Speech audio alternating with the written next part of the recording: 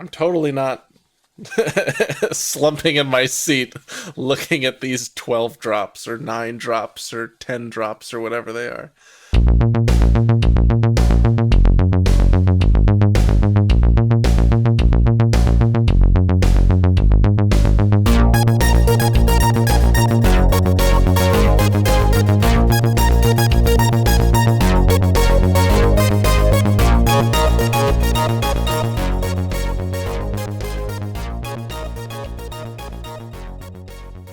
Hello and welcome to the Lab Maniacs first live brew. We are working on Inalla from Commander 2017. I am Cameron and I'm joined today by Dan. And we are starting with our base Commander 2017 Wizards deck. We have it here on Tapped Out. We just have a straight copy. And if we go down, our TCG mid price for this deck right now is about $106. And it looks like this doesn't include a few of the new cards. They're about $15 to $20 overall, primarily Kess being really expensive. But we're probably going to be moving that. Our goal is actually to take our initial Wizards deck and go at a $500 price point to create a competitive level deck. We have a few different options, and the route that we wanting to take this is Inalla Reanimator. Our primary combo that we're looking at is Wanderwine Prophets, which basically gives us an infinite win con right there. But we also have, luckily, in the Commander Precon, we have Bloodline Necromancer. If we can combine that with a sacrifice outlet, then it comes into play. We sacrifice it, and then we get another one that we can put into play with Anala's trigger and return the first one from the graveyard. So if we pair that with like an Ashnod's Altar that generates the mana to pay for Anala's ability, then we can both get infinite colorless mana and we can get an infinite number of attackers for the turn. Essentially Splinter Twin combo, but a very slot efficient version of that. So Dan, do you want to take us off? Yeah, sure. So, when you're making a budget deck, there's a couple of important things to consider. The first is how you're going to focus the funds that you actually have. In terms of competitive EDH decks, you absolutely do need to invest a moderate portion of that budget into having an efficient and color functional mana base. However, Yeah. that part is obviously going to be coming later because it is partially dependent on what kind of spells you're playing. The second thing you have to focus your budget on is actually being able to win the game. As we just mentioned, we are going to be looking at Wanderwine Prophets. We're going to be looking at Bloodline Necromancer. And so, in general, that win the game package, while in some decks, if it's Twister Loops, is going to run you, $1,400. In this deck, it's actually incredibly cost effective because Bloodline Necromancer is already in the deck. Effective altars, they're a little pricier in terms of cards, but they are incredibly slot efficient because it's just adding that altar. So that's not going to eat up too much of our funds, and neither is Wanderwine Prophets. Which leaves us with the third area that tends to get demolished by budget, and that's your supplemental cards. Now, I usually break this into two sections when I'm working in my head, and that's your interaction. This is your counterspells, your removal, whatever, and your ramp, which is, your ramp. So the one I want to start with first is going to be our ramp package. So let's take a look at the artifacts section here. Okay. So we have our initial deck, and what I'm going to do here is I'm actually just going to copy it and create another copy that we can work with. I've already done that. We've got the Inalla Reanimator, and actually, let's go back here, come down to artifacts. We've got a Commander Sphere, Darksteel Ingot, Felwar Stone, Mirror of the Forebears, which is a new card, Nevin Jarl's Disc, Soul Ring, Unstable Obelisk, and Worn Power Stone. About the only ones that I see value in for a competitive format is going to be Felwar Stone and Soul Ring. Do you have any other thoughts on that? Yeah, so those are definitely the best that are included in this deck. I I want to start by removing everything else, but there is potentially some consideration for cards like Worn Power Stone to make their way back in, depending on exactly where we need ramp. Yeah, I remember that in the budget to Chainveil to Fairy decks, you guys ended up with a Worn Power Stone because you just needed the fact of 2 colorless mana. That's all you needed. Yeah. So That's going to be less of a consideration here, but the ways that it might possibly come up are in what you're ramping to. So when you're looking at ramp packages, it's often important to consider what you really want to be casting. So in competitive EDH, getting from 0 to 3 is far more important than getting from like 6 to 9 or something like that. Oh, yeah. So these 3 mana rocks are a lot less impactful when the cards you want to be casting cost the same amount as the ramp that you're trying to cast at that level. Exactly. It's like a Coalition Relic was one of the best ramps in Standard at the time because it took you from 3 mana to 5 mana, and you could cast your 5 mana bombs. In competitive EDH, we're looking at 3 mana bombs that should win the game for us. Yeah. So the way I want to build this ramp package is keeping in mind that we're ideally going to be doing something like casting a Buried Alive or an Entomb, something along those lines. Maybe a what's that Buried Alive on a creature that we have? The Unearth one. Corpse Augur? Yeah. No. Wait. Corpse No, Augur is not the that draw one. spell. It's the I play it in my Carador casual deck. How can I remember this? It's I can't remember what he is. Don't worry about it. Let's Corpse Connoisseur. Yeah, that guy. So ramping into something like that, or ramping into an early actual just Wanderwine Prophets are things we could look at. So I'm thinking getting to 3 and getting to 5 are going to be the most important, because getting to 3 gets us Buried Alive, and getting to 5 either gets us Corpse Connoisseur or Buried Alive in a 2-mana reanimation spell. Yeah, and that could also get us Phyrexian Delver if we needed to go that route as well. Yeah, that as well. Yeah. So let's look at ramp. We've ripped out the artifacts.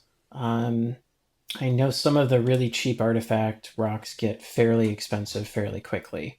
Are we wanting to add in things like signets? So like, is it signets? Yeah, let's start with those. So those are going to be the bread and butter of a budget ramp base. You're going to add an Is It Signet, Dimir Signet, Rakdos Signet, Talisman of Dominance, Talisman of Indulgence. Dominance and Talisman of Indulgence. Yeah. And that should get us in here. And now we've got 7 artifacts, all of them costing 1 or 2 mana. We've got all our signets in place. Talismans are super nice. It's unfortunate that we haven't had any reprints of those. That's for sure. Yeah. So. Well, not even just reprints. The other half Let's of the just set. finish the cycle. Yeah, I know. Like, come on, please. Just let us finish that cycle. That would be such a boon to competitive EDH budget decks. It's just absurd. Yeah, I mean, because you're looking at like $2 for both these talismans, and that's just about as much as all the signets, and it's 2 for 3. So they're just on their own, they're more expensive. It's the dominance is a really big one. The blue-black is very, very used. So we've got our artifact ramp. Land is the other big one. I know we're going to be cutting a lot of lands, but that can also be very expensive. We're going to touch those later. Shall we look through our creature base right now and see what we need to pull out? Yeah. So I like Apprentice Necromancer. He's great. Too. Let's keep him in. Arcanus the Omnipotent. No. Far too high costed, and it's really slow. Yeah. So like, obviously he's awesome if you can start untapping with him, but you're almost never going to start untapping with him because you're going to be dead before he comes down. And if we're running Reanimator, we might as well run Jingataxis. And if we've got the budget to put him in there, I probably would like to have him in there as just an extra spicy thing.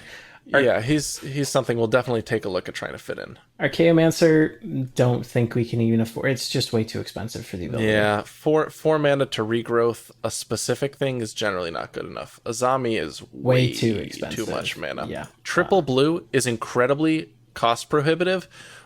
Even in a typical high tide storm deck, triple blue plus whatever is hard. In a budget mana base, that's going to be really tough. Yeah. So Bloodline Necromancer, we want to keep that guy. Body double. That's kind of an interesting one. I think we should keep body double for now. Yeah. Let me preface everything with saying we're probably going to be going back through each of these sections and doing tweaks and tunes and pairing. This is just first pass at getting this deck list where we want it to be. Sure. Broad strokes, let's say. So body double stays in there. Corpse Augur. No. I don't think that's going to be good enough. Definitely no to Ethereum Horn Sculptor. Yep. That's another one of those just far too high costed for an RNG-based effect. Galecaster Colossus. Return target element from what you don't control. And we're not running Wizard Ball, and that thing costs 9 mana.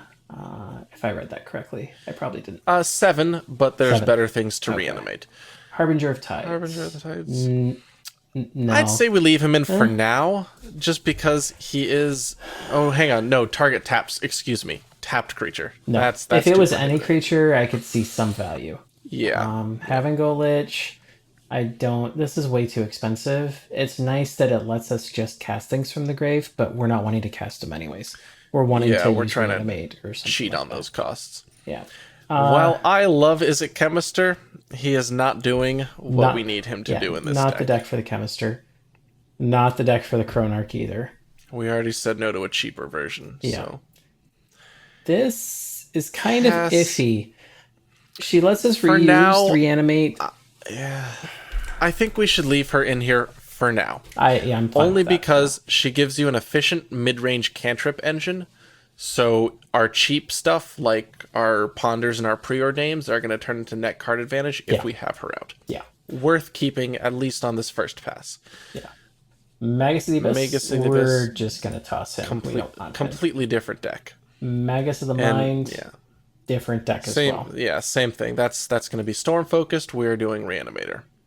Same thing for Parasol the Cage. Myrsil?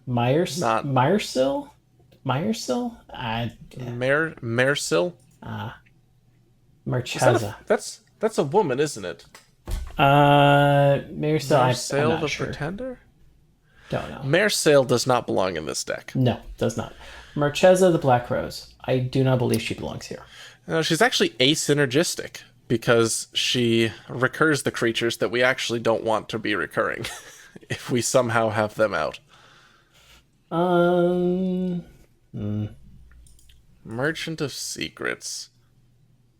3 mana cantrip on a creature and kind of synergizes with Anala, so 4 mana draw 2. Yeah, I'd leave it for now. It'll probably come out later. I would probably, personally, I'd replace that with a creature that came in and looted. So that we could use the loot and possibly pay an Anala in order to get us there. So I just dropped this for you. Sure. Mercurial Chemistry is way too far much. too slow. And far too slow. Nin. It's kind of the wrong deck for Nin. We're not going to be generating a lot of mana. We're trying to cheat mana. Same with Niv Mizzet. We're not really running Ophidian. Nope. Nivix Guildmage. It has loot, but it's very expensive. I would rather just play a Faithless Looting where I can red once and then 2 in a red to cast it again. He's someone who may find his way back in, but probably won't. Probably won't. Yep. I don't really care about attackers. We shouldn't generally at all. While this is far more powerful in casual EDH because of that ability, that isn't going to come up anywhere near as often in competitive EDH, especially when it becomes obvious that you are playing a Reanimator deck, which means you're probably not playing Adnos, you're probably not playing Necropotence, you're not going to be playing Planeswalkers, so nobody's going to be attacking you except with like a random dork so they get their Timid trigger. Yeah, and they're not going to be pressuring your life total very heavily because of that. Puppeteer Click. because you don't do anything with it. Puppeteer Click is interesting, but it only reanimates opponents' creatures. Yeah. But like, so hang on. Hear me out. Can we make a Hulk pile in this deck? Oh, because we can definitely profit from a Razaketh for a turn. So if we get a Hulk, we can. God, that's super awkward, but it's possible. Because Necromancy's going to get added. Spoiler alert. Necromancy is going to get added. And then the creature... Oh, hang on, no. Sorry, Puppeteer Click exiles. That's only end of turn. So if we have a sack outlet, it'll go to the graveyard. But we're probably not running sack outlets here. Well, we're going to be running one for Bloodline Necromancer.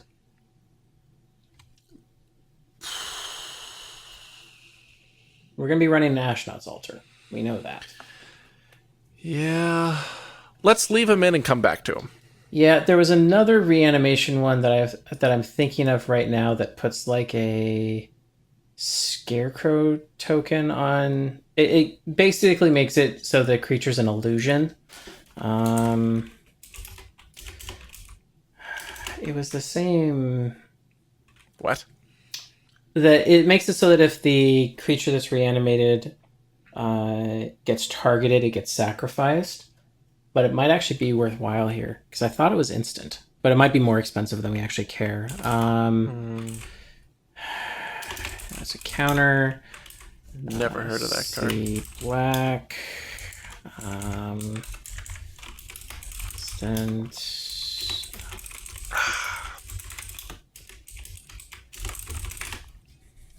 Always hydrate while you're deck building.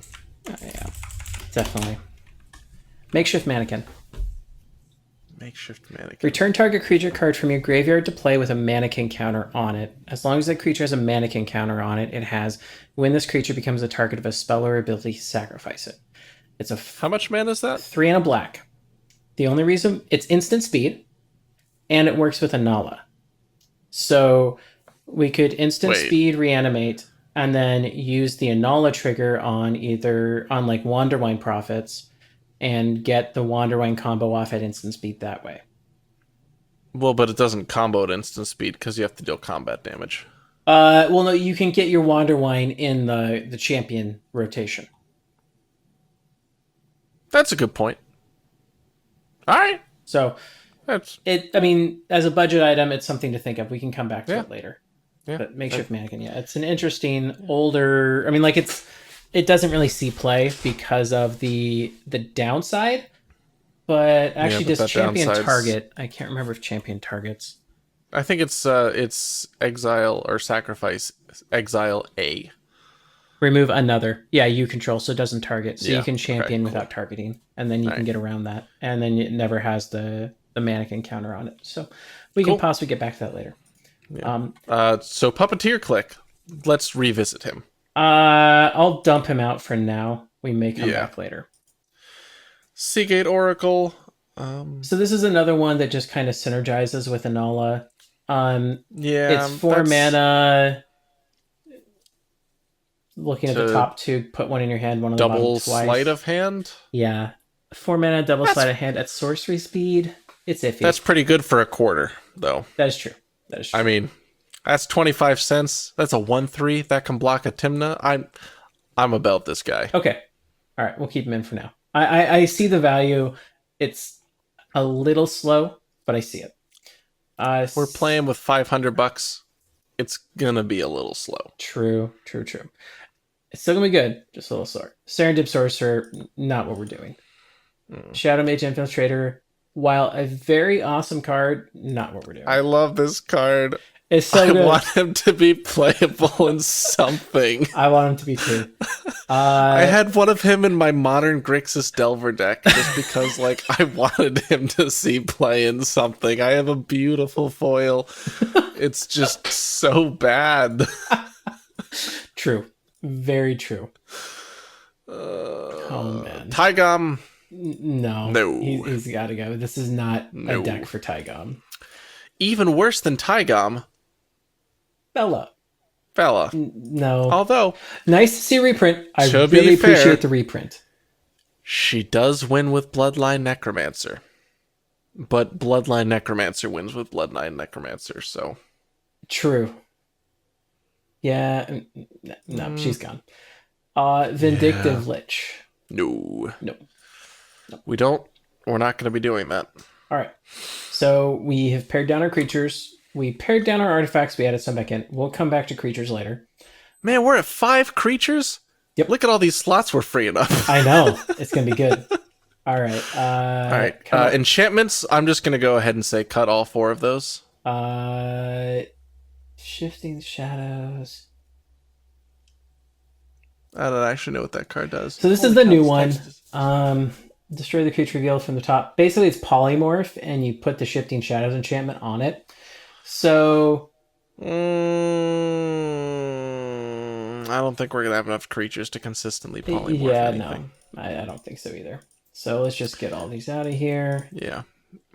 The reason we're cutting all the curses, while they do have powerful effects, they are far too synergistic to be relevant for us because we can't afford to be giving our opponents mana because there's no guarantee they're playing budget decks and so they might just kill us. Yep. We can't give them cards because there's no guarantee they're not playing budget decks and will kill us. Yep. And like realistically we could give them zombies, but what are we going to do with zombies? I mean, they don't. We could polymorph, but that's not really what we're wanting to do. So they are not what this deck is about. And that also requires, well, it generally requires that we attack as well, but you know, they could get attacked. It's just not nice. This sorcery section has an average converted mana cost of 7.2. I'm just not gonna read them. We're gonna cut all of these. Yeah. 7 mana sorceries. While big, splashy, and fun, so there is a place for some of them. Come up. There's a place for some of them. Enter the Infinite does get hard cast. Seasons Past. That's not 7. That's 12. True. That is 12. Excuse you. That's far more affordable. 8 quad blue. True. Wrathing the board, which is what 2 of these do, 3 of these do, 2 of these do, several of these do, isn't going to come up at that mana cost. If we're going to play a board wipe, we're either going to be playing a Pyroclasm effect, or we're going to be playing Toxic Deluge, depending on budget. Spell Twine. Or Fiery Confluence. Or what's the Fire Covenant? Fire Covenant. Fire Covenant, yeah. Those type effects, because they cost life, which we already covered is not going to be something that is fragile for us. Yeah. And they're incredibly mana efficient for their abilities, which is beyond critical. Yeah. And like Clone Legion, that just doesn't do anything for us. Yeah, I've already cut them all. Moving on, Instants. Now some of these are actually useful. Cauldron Dance. Not Cauldron Dance. No, that one's gone. No, that one's gone. Chaos Warp. I'm okay keeping. Yeah, it is utility removal, which is it's fine. It hits enchantments that we're gonna have a hard time with without bouncing them. And it gets them out of people's hand, theoretically. So sending something away that we really don't like would be very useful. It may get cut for more blue-based bounce.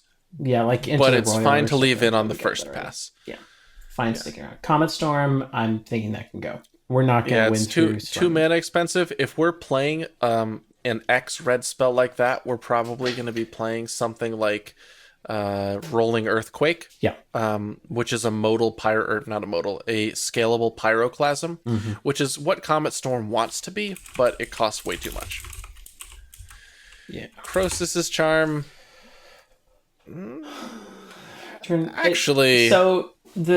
I don't like the destroy target non-black because most of the creatures that we're going to be trying to like Lab Maniac, yeah, like Hermit Druid, like Eidolon of Rhetoric, like actually hang on, none of those are black. Deathrite Shaman, Bob, he's the only one. Notion Thief. So At 3 mana, I would rather this be something Yeah, that's else. true. That's true. Um, I I think the non-black isn't super relevant though because the hate cards are not black. They're all true. white based. And That that's except for dark or except for Deathrite Shaman, excuse me. that is true. I'm okay keeping it for now, but it's on the chopping block Yeah, for it's me. it's definitely on the chopping block. Go for the throat. I'm It's okay fine to keeping it. stand for now. Yeah. That's pretty efficient removal. The only artifact creature that we're ever gonna need to hit is none of them. Silent So Arbiter. we only have to attack with one creature. True. With if we're going Wanderwine, if we go Bloodline Necromancer, it's twinned. Yeah. So But that's our backup plan yeah. anyways. So Into the Royal, I'm happy with that. I'm oh yeah, cool this keeping is that. a cEDH playable card and budgetless, so I'm Yeah. happy to keep that in.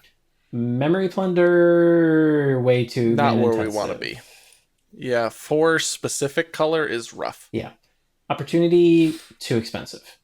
Yeah, we can do better with cantrips and Kess. Polymorphist's Jest. Till end of turn, each creature target player controls loses all abilities and becomes a blue frog with base power 1/1. Uh, Probably not worth it. Like we can do some cute stuff with this and pyroclasms, but I yeah. don't think we're gonna want So an I effect kind of like see this. value in like a pyroclasm against a Elish Norn. Um, But at the same time, we're just gonna like deluge for 7 anyways. Then true. Good point. I'm fine doing that. Rakdos yeah, Charm. I'm I actually like this card. I'm I okay with it. yeah. Because it theoretically can interact with a Hulk that's not a breakfast Hulk. Um, Hmm. so I'm okay with that. It also really screws over Edric, and anything that screws over Edric is funny.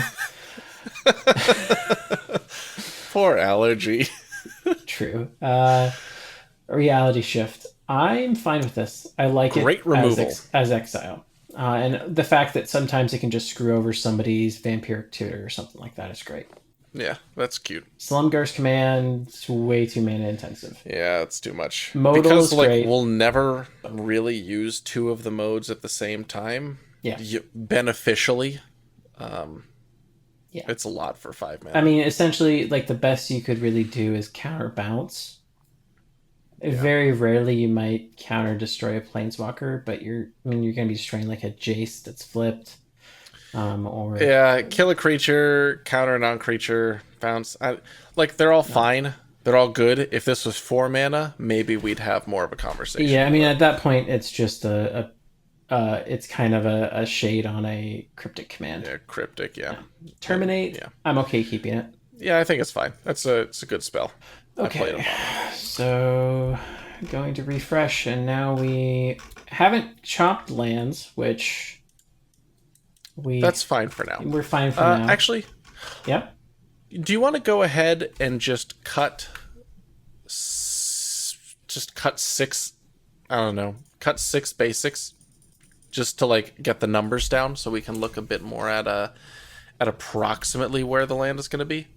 Yeah, so we're down to 32. Maybe cut like 4 mountains and 2 swamps. I or just something. chopped 6 islands. And surprisingly, with what we currently have, that is very close to being balanced. Well, we're also only playing like 19 cards right now, so True. We're at we've got some 52 stuff cards to in the add. deck, so we got to get 48 cards in here. And what's our budget Perfect. at? We're at 3250. Okay, so let's get to work. All right, so our primary reanimator shell.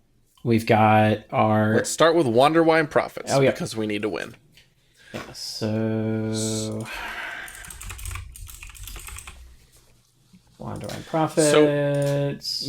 So I just want to clarify something. So now we've gotten through basically our first broad strokes cuts. We pare out everything we really don't want and free up as many slots as we can conceptually think of.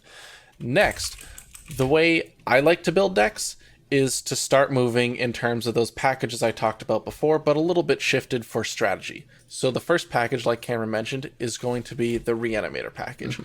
So when I'm building these decks, I'm going over in my head what are the possible cards I could want in this area.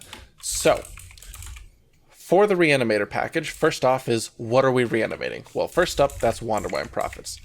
Second, I really want to add Sire of Insanity into this. I'm okay with Sire. He is a fantastic reanimation target that, so recently, Lurker was talking with some people on the competitive EDH Discord in the help section about stacks pieces. He was specifically referring to Static Orb, which is a stacks piece that doesn't keep you ahead if you play it while you're ahead. It's a stacks piece that pulls everyone back down to where you are. And I think Sire of Insanity is a similar card. While it does partially depend on board state, wiping everybody's hands out outright and making everyone play off the top of the deck is a pretty powerful equalizer. And that's something we're going to be looking for in a budget build. So the thing I don't like about it is that our commander doesn't give us a good out for this. I am happier with it if we have a lot of flashback options, or if we can get permanents in play that let us either mess with the top of our library, like a Sensei's Divining Top, or if we had a commander that had card selection or card draw built into it. So if we had a Thrasios, I'd be way happier with this. Anala, I'm thinking to properly support a Sire, we need to actually have top decks that either draw us extra cards that are really, really cheap, or they just need to be instant wins, is what I feel like with a Sire. Is my only thoughts behind that. But I'm okay adding it for now. It's an interesting card, and it's a different way of taking what I would normally consider a Reanimator deck. So yeah, I totally get that. It would be far riskier in this deck than it would be in, a Kess deck. Oh yeah. That's playing like this. Yeah. So the other one, Jin-Gitaxias, Core Augur. Yeah. And he's definitely up there in budget, but he's one of the cards that, like you said, I really do want to try and work him in. The other one, if we can't do Jin-Gitaxias, is Consecrated Sphinx. Yeah. Actually, that might be more expensive right now than Jin-Gitaxias. Okay. Yeah, they're pushing up there. I think they're both like almost $30. Okay. I'll put them both in for now. We'll cut out in a moment. what we need to. So we have our reanimation targets. Mm-hmm. Now I want to add in enablers. Okay. So I want Buried Alive. I want Entomb, which may also be pushing up there in price, but it's really powerful. Do we want the Corpse Connoisseur? Yeah, I want Corpse Connoisseur. I want Gamble. And now let's look at stuff like Faithless Looting, Careful Study. What's the other one? Frantic Search. Oh, yeah. Are we wanting to do things like Predict? I'm not sure we can support Predict consistently. That would kind of require like Vampiric Tutor. Yeah, and that's Imperial probably Seal. not something we're going to be able to do. Okay. I don't think Predict is going to be able to work. Let's add in Merfolk Looter. And Is that the tap one? Yeah, that's the just straight 2 mana tap to loot. Is there an enters the battlefield loot one?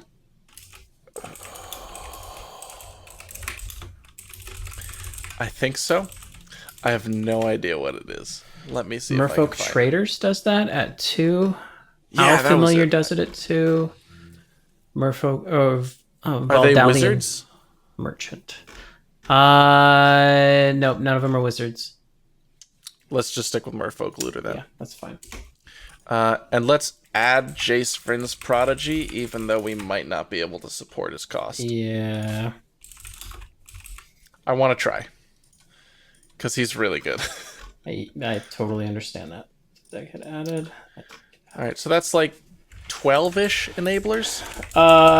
So we've got 1, 2, 3, 4, 5, 6, 7, 8, 9. We've got Entomb, Buried Alive, Corpse Connoisseur, Gamble, Faithless Looting, Careful Study, Frantic Search, Merfolk Looter, and Jace Vryn's Prodigy.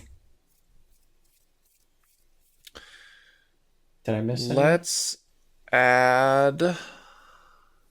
Oh, I want to hit 10. Okay. What's it called? Thirst for Knowledge? The land. No, the land. The Lighthouse? Yeah, yeah. Light, whatever. Yeah, Desolate Lighthouse. yeah. That's Let's expensive. add that card. Is it? It's what? well, it's one blue red like and $1. tap the land. Oh, Cameron.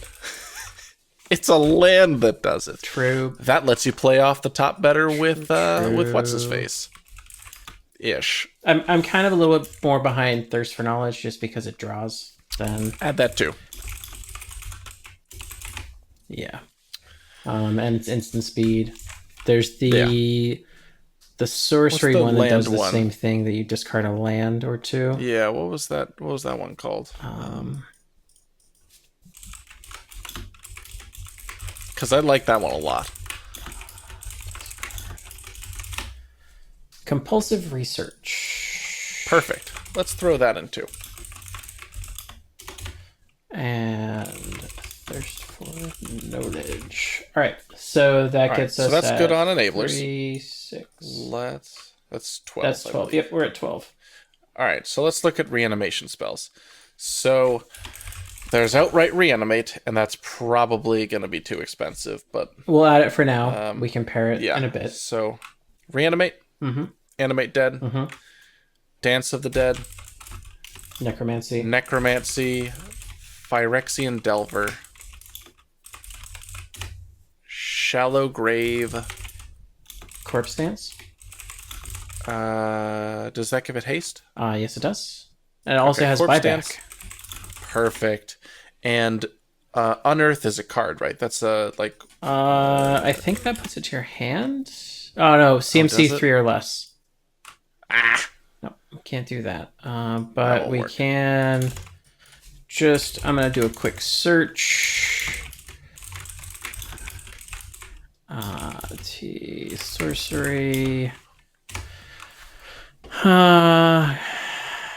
Let's do CMC is less than 4. 3 or less, let's say. Yeah, so Profane six Command doesn't really do it for us. That's not CMC. No. I mean, I guess technically it is. Let's see, we're looking at. Wasn't there a card from Alara block in the Grixis Shard that, or was the card I'm thinking of just unearth? No, because that was only printed in Legacy. I mean, could have sworn there was a card that actually just unearthed the creature, like the mechanic. no, well, yeah, there's the creature that does that. There's the legendary creature that does that. cEDH, right? Yeah. There's not a. No, each creature card in your sorcery graveyard has version? unearthed 2. Yeah, no. Darn. All right. I guess I'm misremembering. I don't think so. Let me just see. Creature graveyard has unearth. Nope, only cEDH does that. All right. Well, that's fine. But essentially, Corpse Dance is the unearth mechanic. Return the top creature card from your graveyard to the battlefield. Creature gains haste until end of turn. Exiles beginning the next end step. For 2 mana? 3 mana. 2 and a black has buyback, so it's buyback 5. All right. Well, 5? 5 back to, so 5 total. So Oh, I was gonna say 8 mana. That's a lot. this All right, card's the all-star in the Child of Alara lands deck with a sack outlet, because it's at that point it's just 5 mana, reanimate child, swing for 6, sack it with a world up. land, blow everything up, and nobody's happy for the rest of the game. All right. Well, yeah, that'll work. So that's 6 reanimation. That is effects? 7. 7. Cool. Yeah. All right. So let's call that our and Apprentice Necromancer. We already have that in the deck. So Oh, is that counting? no, him? we have 8 and counting him. Yeah, that's what I like to Yeah. see. So All get a right. few extra. So, is that saved? I will do that. Save it, continue editing. All does kind of fit in. However, now they're no longer in the nice little sections I had. That's okay. So we Yeah, have but that's added a our package. reanimation targets. We have added our enablers. We have added our actual reanimation spells. Let's take a look at what the deck cost is right now. We're looking at $170. That's not bad. We are at a 2.95 CMC, which for competitive decks, we try to aim to get as close to 2 or below 2 as possible. We're running reanimation. So we've got things like Jin Gataxis sitting at a nice healthy 10 mana, and it's definitely going to kick our CMC up. So we kind of just, we're a little okay not having it as low as possible. Oh, God. We also so the way tapped out calculates is based on non-lands. Yes. And right now we haven't added a single one of our cheap cantrips, most of our Yep. cheap counter spells, so like it's super artificially bloated right now anyways. Consecrated Corpse Dance Sphinx. has hideous art. Yeah. Consecrated Sphinx 25. Jin is Yeah, I told you more expensive. 1650. Let's cut Consecrated Yeah, Sphinx. I'm sorry. That's I wish I could keep not it. that good. Okay. Man, that's $25. I should sell mine. I don't ever use that thing. That's not actually true. I think I won a game with Aloro because of it recently. He is hilarious in Tassiger. If you can land a Consecrated Sphinx and let it go just one round, the game's usually yours. Hey, Jace is 25. Ugh. He has dropped. Yeah, I mean, Frontier I'm wasn't a glad thing. he's not 80, but still, I was hoping he'd be down to like 15 so I can play him in budget decks. And All right. he's going down. I doubt he's going to go below that. He's just so playable All right. in so many Yeah, formats. yeah. It's hard. Let's do interaction next. Okay. Because that's a tricky one. So interaction. I'm coming down here. I'm gonna make some space. So we have counter spells. We have bounce. We have non-creature removal. And we have creature removal. Those are the big types of interaction we're looking at? Yeah. So we had a few that were already in the deck, and I just want to see if we can remember those. So we have Chaos Warp. Yep. Croesus's Charm. Yep. Go for the Throat. Into the Royal. Rakdos Charm. Reality Shift. And Terminate. Okay, give me a second.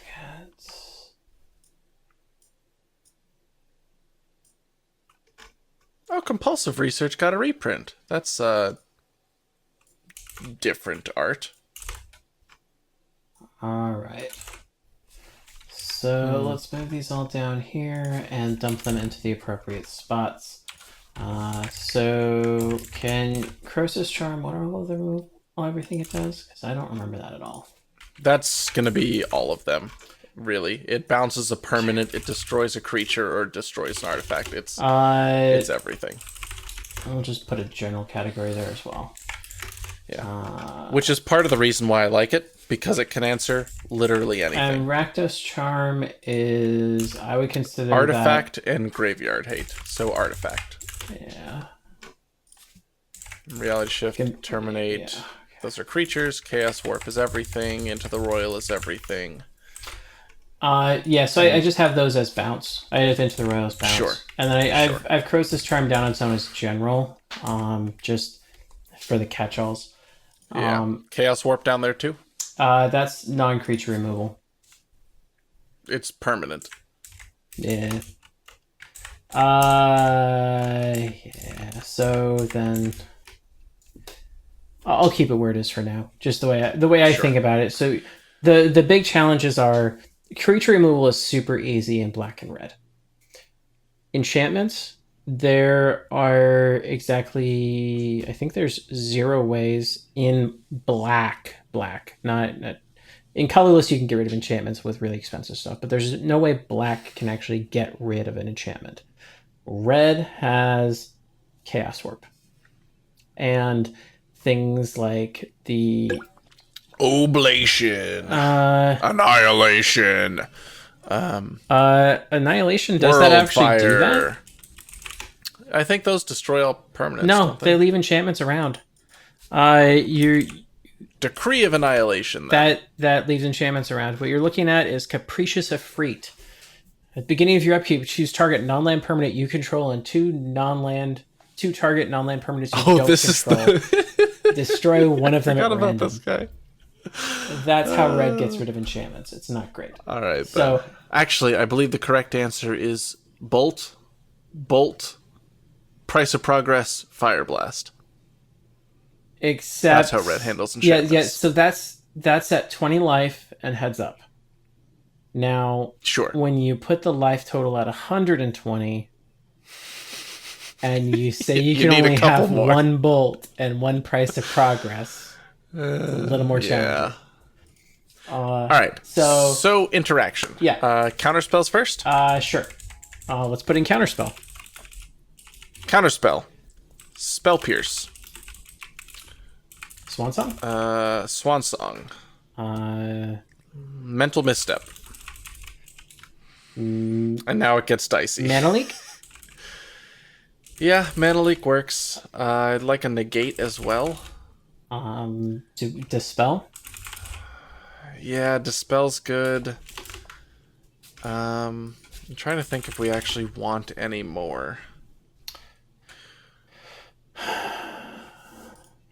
So, Because that gives us 7, and we're going to have plenty of permanent-based removal. Arcane Denial or or Delay. Let's do...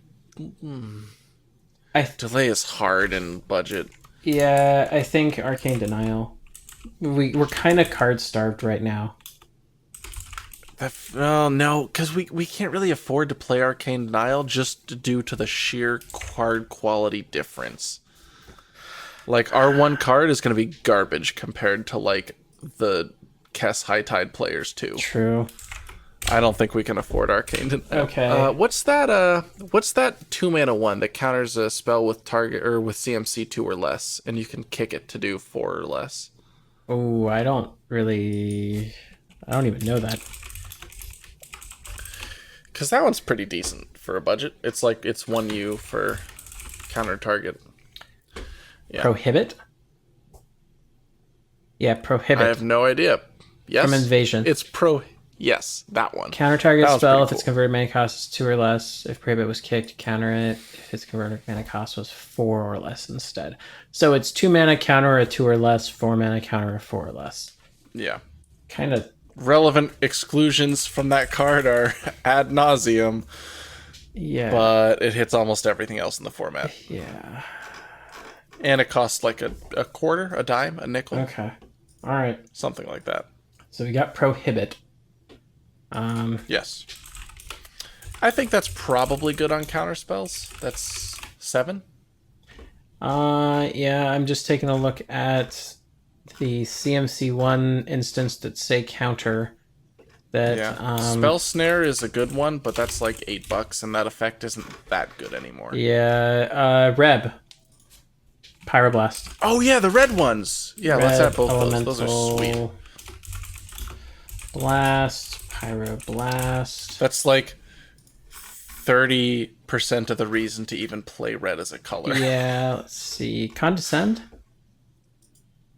That's the X in a blue counter. Unless they pay for X and you scry 2. Yeah.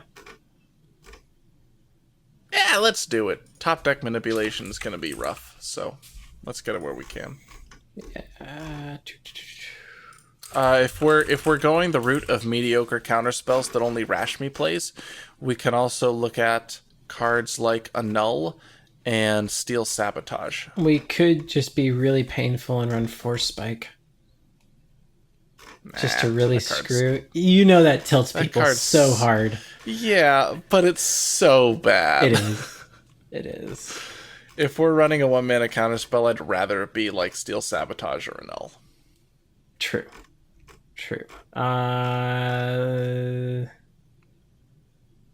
Annul hits Rest in Peace. Yeah. Stubborn Denial, we're never going to have that. No. Syncopate. I don't think I want more X spells. And the Yeah. exile effect, while fun, probably doesn't come up. Turn aside. Counterspell that targets a permanent you control. Nah, For just blue. Yeah. that's probably not worth I'm it. fine not doing that. I think what we have is fine. And there's also Abjure. Sack a blue permanent counterspell. Ugh, no. Yeah. Yeah. We're not likely to have blue permanents. True. All right. So we've got 1, 2, 3, 4, 5, 6, 7, 8, 9. We've got 11 counterspells. Cool. That's a good number. Bounce. Usually around 10 is what we shoot for in most decks. Yeah. Into the Royal and Chain of Vapor. Yep. And Cyclonic Rift. Cyclonic Rift, because that got reprinted a whole bunch, which is nice. Yep. Do we want something like Winds of Rebuke? Because that has like vague synergistic effects.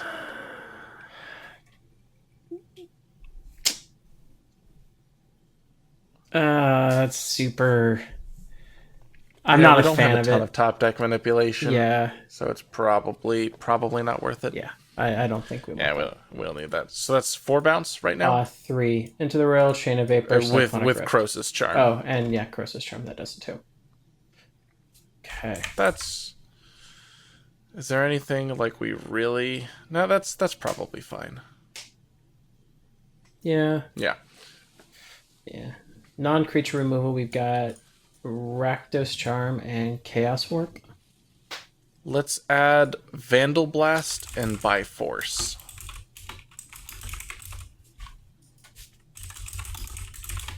Is that... No, it's one word.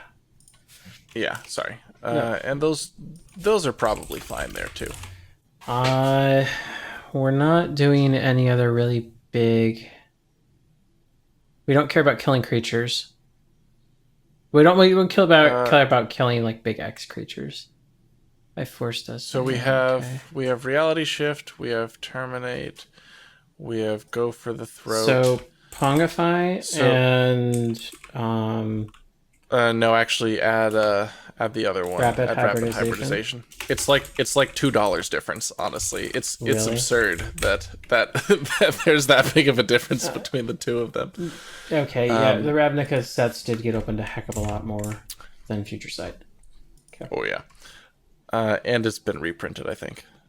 I could be wrong. I think it might have been in like one of the dual decks. Yeah. Also under creature removal, add Fire Covenant and Toxic Deluge. How much is Deluge going for now?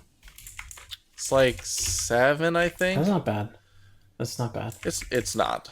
It's and not us paying bad at all. 7 life to kill Anala Schnorr, and we really don't care about that. And then just for everything, we have Croesus Charm. Is there anything else that does it all that we could really look at? It's the blue bounce, realistically. Grixis Charm, is that worth it at all? So, I don't even know what that does. I'm pretty sure it doesn't. So bounce is a permanent. Target creature gets -4/-4, and creatures you control get +2/+0. So really, it's kill a creature or bounce a permanent. Yeah, I don't think we need another Grixis card that does that, and agree. Croesus is far better. All right, so we good on interaction? Yeah, I think that's a pretty good interaction suite. All right. Okay, I have to clean this up. Let's save it. Yeah. And let's take a look see at where our card count, CMC, and cost are hanging out. Okay. So now 92, 2.46, and 168. Yeah. Nice. We're coming in way under budget. Well, it means we actually. This. So it means that we could actually. We can build a good mana base. We could build a good mana base, or we could look at some other creatures that might be worthwhile, like good old Dark Confidant. I'd rather or Snapcaster. do some updates to the mana base and the artifact ramp. Okay. So hang on. So we have all of our interaction. We have our reanimation package. Now we need our draw smoothing. We do. need to add the cantrips. Yep. Won't cost a whole lot. That'll be like another $20, I think, but so it's pretty cheap. We want to add in brainstorm. Brainstorm, Preordain. ponder, preordain, sleight of hand, and what is this? Serum Vision. No, not Serum Vision. Let's do Opt. I love Opt. So just 5? Yeah, I don't think we need a ton. Okay. And we're actually hitting our threshold for cards right now. We don't want to look at something like Pull from Eternity. That is a white card. No, what's the X spell out of the new set? Pull from tomorrow. I was actually thinking about that. I think that probably is worth adding. Yeah. I like that card. So when evaluating this card for competitive EDH, people look at Pull from Eternity as a infinite mana outlet. As it Pull from tomorrow. Pull from tomorrow. As an infinite mana outlet. So if we're looking at this as a discard outlet, it has the ability of drawing a ton of cards and then still letting you do a discard. So if you do pass at 4 mana up, you can draw 2, pitch 1. I think we might like Pulse on the Grid more. Or Pulse of the Grid. Oh, that's that spice that Siggy's trying to make work in yeah. What's it called, isn't it? So that's the 1 blue. Could you read that card to me again? Yeah. 1 blue instant. Draw 2 cards, then discard a card. If an opponent has more cards in hand than you, return it to your hand. So I don't know. 1 blue is kind of rough for that. The reason I like it more than Pull from Tomorrow is that it comes back to your hand unless you do it multiple times. I'm always wanting to have reusability built into a card. Is it it's an instant? Yes. That's the part that makes it playable. Alright, let's give it a try. I don't know what the cost of it is though. It's probably like 15 cents. It's a rare from Darksteel. It's probably like $3. Yeah, that's true.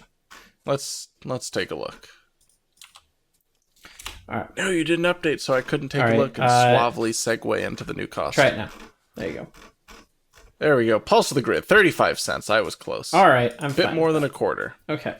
I mean, I guess it is a garbage rare from Darksteel for all intents and purposes. So I lost my 98 section. Cards, 2.35 average CMC, which isn't bad, and $180. We're coming in really well. All right, we'll be able to fit some fetches in and some shocks. Oh yeah.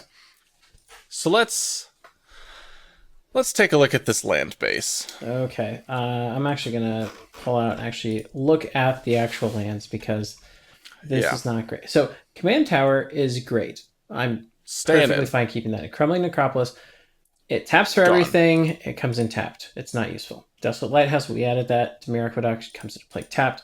No. So our first criteria is, does it give us mana the turn it comes into play, and does it give us colored mana? Those are the really big things. So the turn it comes into play. If it comes into play tapped, it doesn't do it for us. Evolving Wilds puts into play tapped, doesn't do it. Exotic Orchard. So blue-black untapped dual land. Yeah. In competitive EDH, you are almost guaranteed to have green, blue, and black at the table. Almost 100% guaranteed. So, like you said, it's an unfetchable underground. At this point, At this point, with partners being so prevalent, it's just a command tower. It's very close to a command tower. Yeah. Very much so. Is it Boilerworks? Nope. Jawar Isle Refuge? Nope. Mountains? I'm just going to dump all the basics down to 1 for now. Yeah. Mystifying Maze. Entirely irrelevant in competitive EDH. Path of also just play Ancestry. No. Enters tapped. No. Comes to play tapped. Carnarium, it's a Karoo. Nope. Don't care about it. Drop down. Swiftwater Clips enters tapped. Nope. Temple of False God. No. a contentious one that I will make note of. Temple of the False God as a card in casual is excellent. It is a soul land, which are like lands that tap for 2 colorless. However, Getting to 5 lands is such a it's challenge. it's tough. So, of And note, our aim is 28 to 32 lands. The reason being for that is because our CMC is so low that we're expecting to run and function off of 3 mana. We don't need to get up to 5 mana. We're building our land base accordingly so that we will top out at 3 to 4 mana on turn 3 to 4. And we can go with that, and we should be able to keep functioning as a competitive deck that way.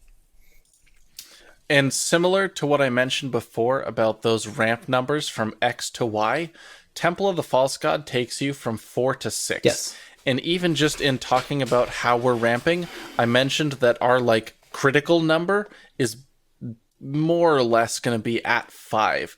So skipping 5 to 6 does almost nothing for us. Yeah. So that leaves us with Command Tower, Desolate Lighthouse, Exotic Orchard, and 3 basics. Cool. All right. Yeah. Let's have some fun. Let's start with Watery Grave, Steam Vents, and Blood Crypt. This is where our budget goes to die. Yep. Are we going to do a Bloodstained Mire? Yeah, we're going to do a Bloodstained Mire. We're going to do a Polluted Delta. We're going to do a Flooded Strand. We're going to do a Wooded Foothills. And let's cool it on fetches there for now. So, next. of note, what I'm going to say to these is that we're hitting off-color fetches because they can hit our shocks. And if we put in any of the other typed lands, they can hit those. And they should be able to get us mana fixing so that we can fetch with a Flooded Strand and get an Island Mountain or an Island Swamp if we need to. Theoretically, we're going to have probably 2 dual targets for any one of these fetches. And so we might actually run out of dual targets and have to hit a basic. We know that's going to happen. Which, it's not the end of the world. It's fine. Okay. So that was some of the fetches. That was the shocks. So let's do Underground River. Let's do Shivan Reef. These are the pain lands, right?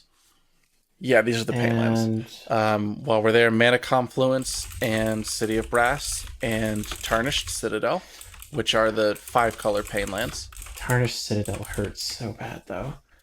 Yeah, but it's not an issue for us, really. So Underground River, Shivan Wreath. What's the black-red one? We don't need that. Okay, we're mostly concerned with blue. Like 90% of our concern is blue. Getting black is our secondary, red is our tertiary. Most of these decks, when people are talking about them, will be referred to as blue-black X decks. Yes. And while the Reanimator decks, X is certainly larger than in the Storm versions, it's still not big compared to the first 2. Yeah. So, Drowned Catacomb. What else? Let's do a Sunken Hollow. And let's just see how many lands that puts us at right there.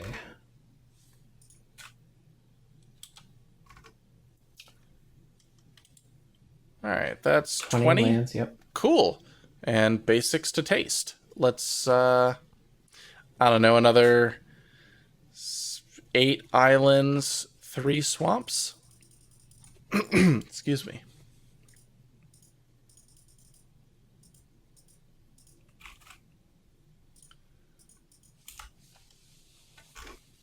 Because the nice part is we don't actually need red to win. 31. I think theoretically we could add 1 more mountain, and that would actually I was going to say we us probably want as another far mountain. as our mana symbols to land distribution. Cool. Actually, that puts us a little high on red and a little low on blue. Let's take Turn it into an island. Put another island in. You can almost never go wrong adding more islands to your competitive EDH deck. So, how are we doing budget-wise? We're at $300. We're great. We are in fantastic shape. And we are And we actually may be able to 97 come in cards. functionally under budget. All right, so let's And that's let's with get a little juicy. that's with things like Yeah, just reanimate itself. Yeah, and JVP hanging out. So I there didn't think he was going to make it. there are a few cards in the card draw slot that we don't have that we might want. There's Windfall and Wheel of Fortune. Wheel of Fortune's $150. Is it Cameron. really? What? How is it that expensive? It is a reserve list staple that, I don't know, I guess doesn't see play in Vintage really ever, but occasionally. Tapped Out has a 57 right now. 57? Yeah. When did that change? I don't know if I want to tie up $57 of budget in Wheel of Fortune. But Windfall It's at not that $2 good. is okay for you? Oh yeah, Windfall's good. I'd like to add Chromox and Mana Crypt though, Okay. which we do have budget for. What about Mox Diamond? Let's do those 3 ads and then take a look, because that will put us at 100, and then we can look at trimming on some lands for that. But I think I might rather add more fetches. So I added Windfall as well. That puts out as 101. And that puts us at $464. yeah, so let's cut an island for a Scalding Tarn.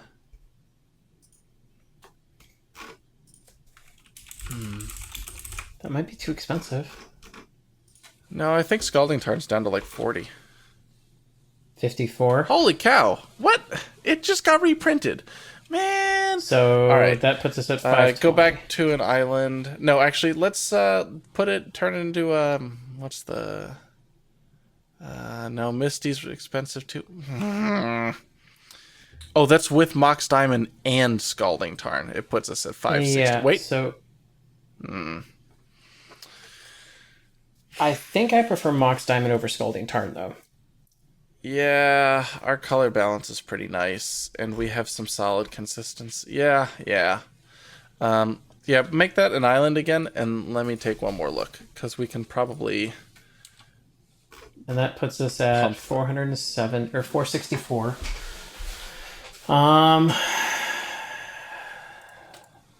Are there any good? Let's add Lotus Petal and Sensei's Divining Top. Right. So I'm also going to be crazy, and I'm going to add in Snapcaster Mage.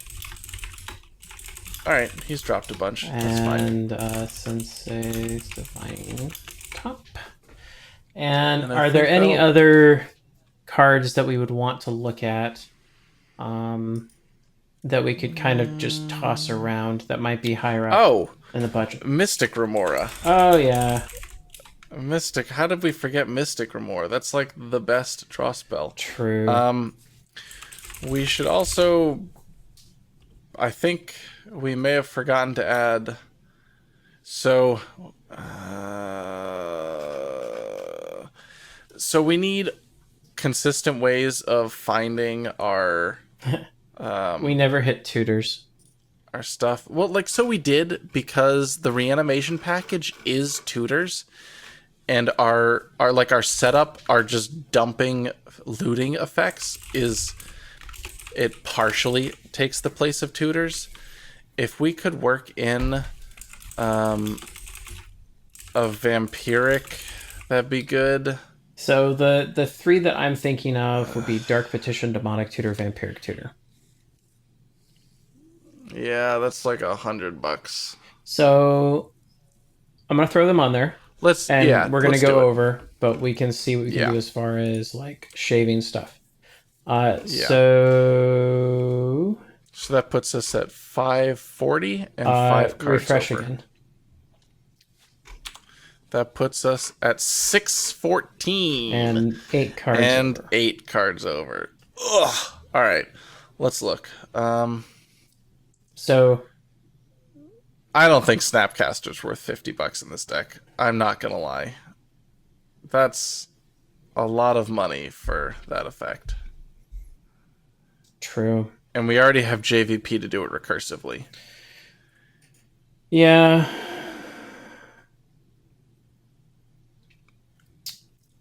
I'm curious if there's a better Seagate Oracle, but he's 25 cents. I see value, but I don't necessarily like that.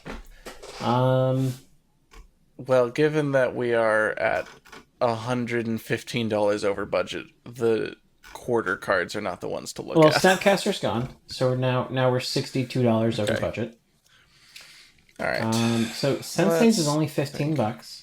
That's actually very doable. Yeah. Let me see, what other ones did we put in? So is Mox Diamond worth $85? I think I'm fine dropping because that.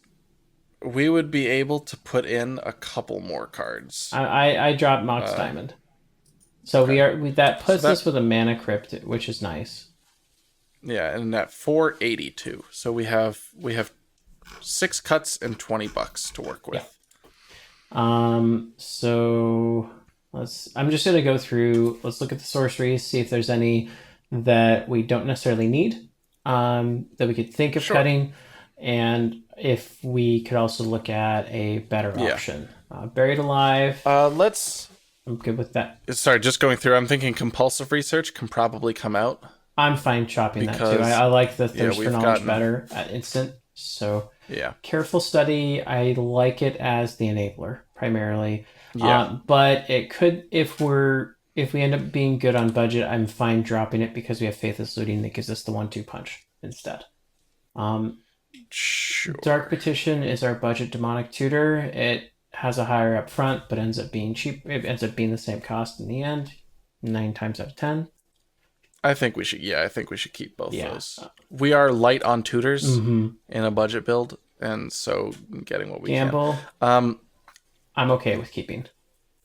Yeah, I like that card in Reanimator strategies. So for me, Gamble is generally it's tutor for a card and discard it. So in a Reanimator deck, that's really great. Yeah, I play it as the Red Entomb most of the time. Ponder is good, but dang, that's $1.60 for a common. Wow. Yeah. No, wait till you get to Sleight of Hand. Okay, Preordain, Reanimate. I'm glad Reanimate's less than 20 now. What the heck? 450. Modern Storm. We can probably. Okay. We can probably cut Sleight of Hand. Because getting a Vampiric Tutor in kind of I like having alleviates needing that. I chop that. All right. Chromox, keep it. Demir Signet. We're not touching. We are not touching the artifacts. Yeah, I'm cool not touching those. Okay, creatures.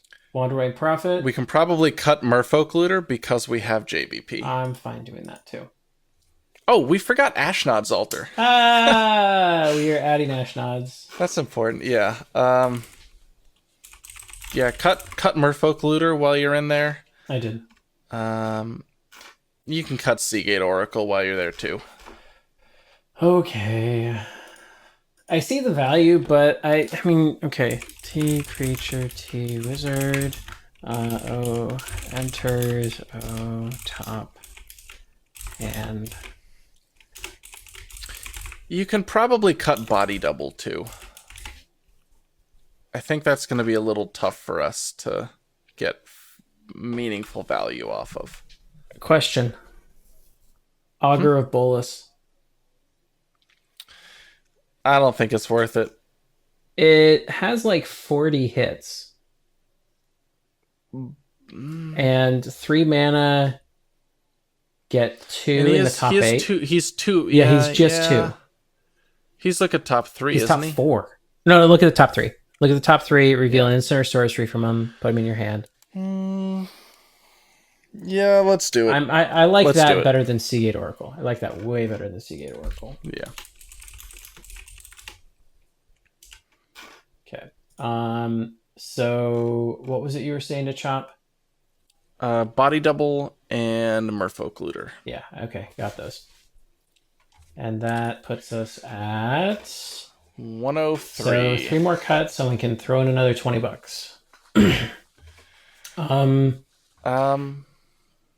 Now that we've gotten up to 11 like good or 10 good ramp sources, I think we can probably go down a little bit on the lands to 31. Let's cut 2 islands and add in what do you think about Darkwater Catacombs? It's the Odyssey filter, the blue-black. I'm not as much a fan of that as I am the cons type lands that come into play tapped. I'd rather. So wait. the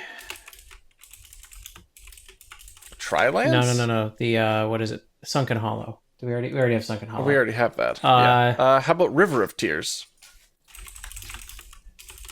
That's the makes blue landfall makes black instead. The future sight one. I don't like that one. No, not enough control for you. We don't have enough fetches to manage that regularly. Well, but we don't need it to turn. Well, yeah. The thing is if it was tapping for it's hard. I mean, at that point, I would do a Tainted. Those aren't great. Tainted Isle. Let's add in a couple more off-color fetches. What about Urborg? Let's do. Do we need it? I mean, Urborg instead of a swamp blue. It's free fixing. I think I'd rather just have another fetch though. How much is Urborg now? Like 10. 16. Oof, no. Nope. How about what are the Marsh Flats? What's Marsh Flats at? That one's black. It's probably like 30, isn't it? Black white. Yeah, Death and Taxes and let's see. Marsh Flats and check Misty. Just in case. Marsh Flats 30. Misty's gonna be way too much. Misty's probably like 50. They need to reprint those in standard. Misty is 31. So we could. That's not bad for another blue fetch. Yeah, Marsh Flats is just not as much. Let's drop Marsh Flats. We keep Misty. Yeah, put in Misty. Go down to 31 lands, I guess. Okay, give me a second. You said to cut a few. Why am I so high here? Marsh Flats and Misty are still in. Yeah. We want to keep Misty in? Yeah, I think so. Cut an island and a swamp.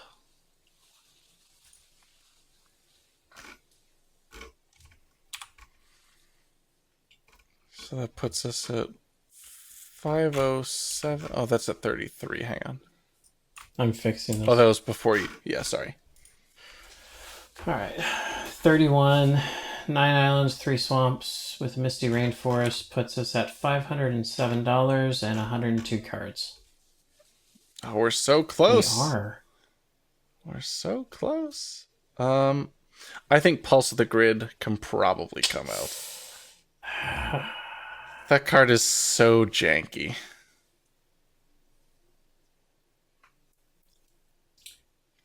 So I guess what I'm looking at right now for cuts, I'm eyeballing Pulse of the Grid, I'm eyeballing Croesus's Charm, and I'm eyeballing Condescend. I am fine. I'd hit Croesus's Charm first. Sure, that is pretty cost prohibitive. Yeah, the if it was like 1 blue black, I'd be more on top of that than with the the red is the harder part. So I dropped that.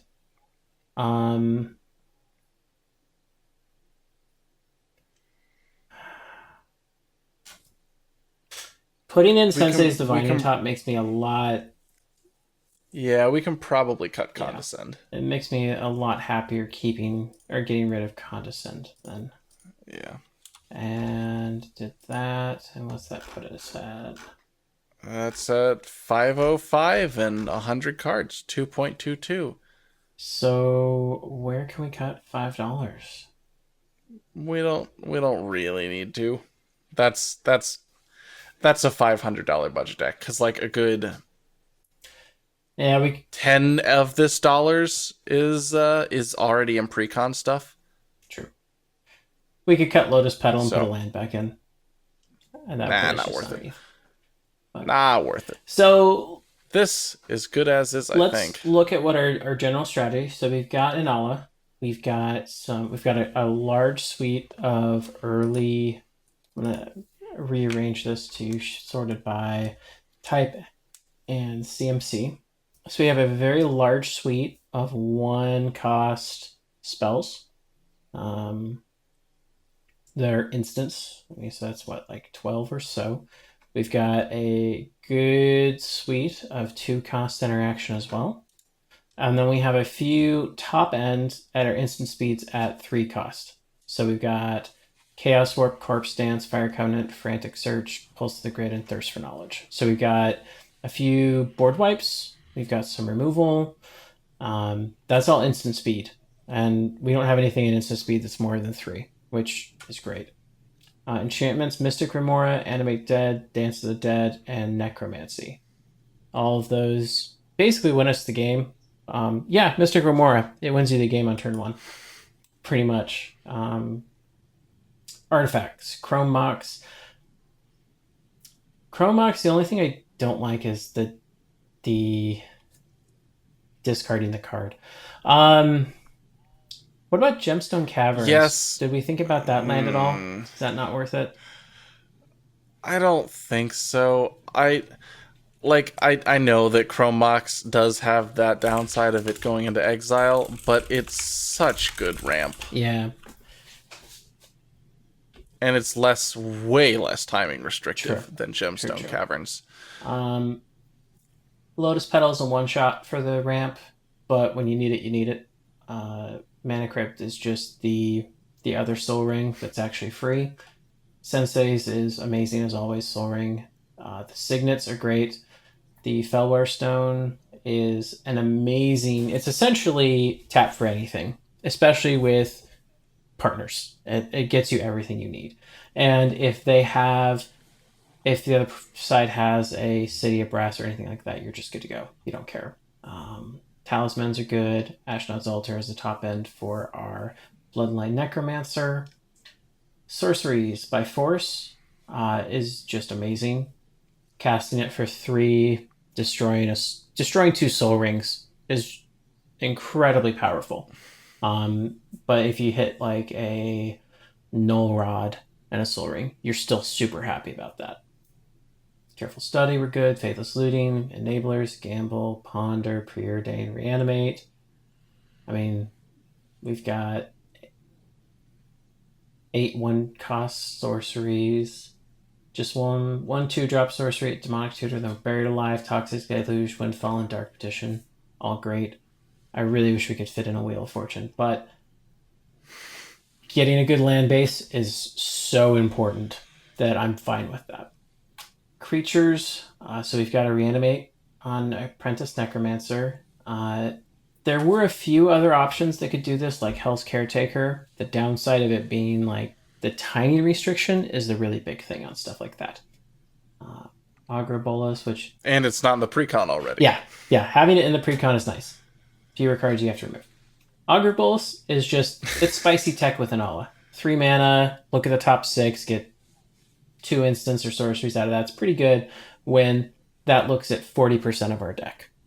So we're really high chance to hit both times with your Augur Bolas. Jace, which is just...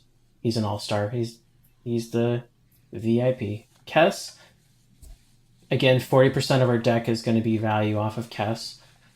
The only thing is her value is not calculated right now in the 505 because TCG doesn't have a value for her yet. Yeah, she does pump up But I did mention when we were talking about how we were gonna do budgeting for this deck that like we can fudge a little bit at the end because this is a budget Yeah, upgrade to the precon. So if you have the precon, then you're not actually spending more money. You're mostly just spending that money on these yeah, upgrades. So like the Kess being more at the end, it's you'd already have true. it if you had the Very precon. true. So it doesn't really matter. Then Bloodline Necromancer comes with a deck. Corpse Connoisseur has had recent reprints. Great card. It's expensive, but it does the effect that we need to win the game. If we can put it into play, or if it gets into our graveyard, we can unearth it for even less and just win the game off of that with a reanimation. Breakstein Delver wins us the game, essentially. Sire of Insanity, I'm still iffy. I'm okay giving it a shot. We can see how this goes. Wandering Prophets, I, WinCon. So, for those who are not familiar with the Wanderwine Prophets loop with Anala, you cast Wanderwine Prophets, or you put Wanderwine Prophets into play. It has a champion trigger, and you have an Anala trigger. You put the champion trigger on the stack, then the Anala trigger. You pay for the Anala trigger, and you put a token Wanderwine Prophets into play. It has a champion trigger. You use its champion trigger to exile the original Wanderwine Prophets, and then the only thing on the stack left is the original Wanderwine Prophets champion trigger. It's no longer in the battlefield, you just let it resolve. Now you've got a token. You attack with it. When you deal combat damage, Wanderwine Prophet says sacrifice a merfolk. When it deals damage to a player, sacrifice a merfolk. If you do, take an extra turn after this one. So you sacrifice the token, and the original Wanderwine Prophets comes back into play. You have a champion trigger and an Anala trigger. Stack the champion on the bottom, Anala on top, and you pay for Anala, put a token into play, champion the original. We get to the end of turn. The token goes away according to Anala's ability. We then put a Wanderwine Prophets into play. We have a champion trigger and an Anala trigger. We pay for Anala trigger, we put a token into play, we champion the original. Now, because we've already hit the end step, that token sticks around until the next end step. In reality, it's only going to stick around until the next post damage after we deal damage to another player, at which point we're going to sacrifice it and do this loop all over again. So the actual Wanderwine Prophets, it's going to take your reanimation plus at least 3 extra mana to get you to your next turn. So there's the initial mana when it comes into play to make your token. There's after it attacks and deals damage to make the token that's going to hit till end of turn. And then at the end of turn, it's going to take another mana in order to get you into the next turn and start looping this chain. It's really repetitive, but it's very slot efficient. The big thing as we were chopping down all of these cards is trying to figure out, well, I feel like we want more of this effect. I feel like we're okay on our tutors. Let's cut out the more expensive thing that did everything because we like all of our individual cards that do their one thing better. And Wanderwine Prophets does the job of Splinter Twin. It does Kiki Jiki and Pestermite, but it does it with 1 card slot instead of 2. So it's pretty good. It's also dirt cheap. It's $1. Well, it is a 6-drop merfolk. That is true. And nobody plays it. Except for Anala. Anala plays it. Hey! So here we are. We've got the deck. And I think we will be working on a budgetless version. And we're also going to be working on, an $800 and a $1,500 version. Is that correct, Dan? Yeah, in a future video, I think I'm going to be taking this deck as the baseline and building up instead of the way I've done a lot of my budget deck series posts to the subreddit before and taking an existing list and paring it down. I'm going to take what we've made today and use this as my baseline to get that budgetless, Inalla Reanimator deck. Cool. Well, I think that is it for now. I'm Cameron. With me was Dan. This was the Lab Maniacs, and this was our first live brew. Thanks for joining us.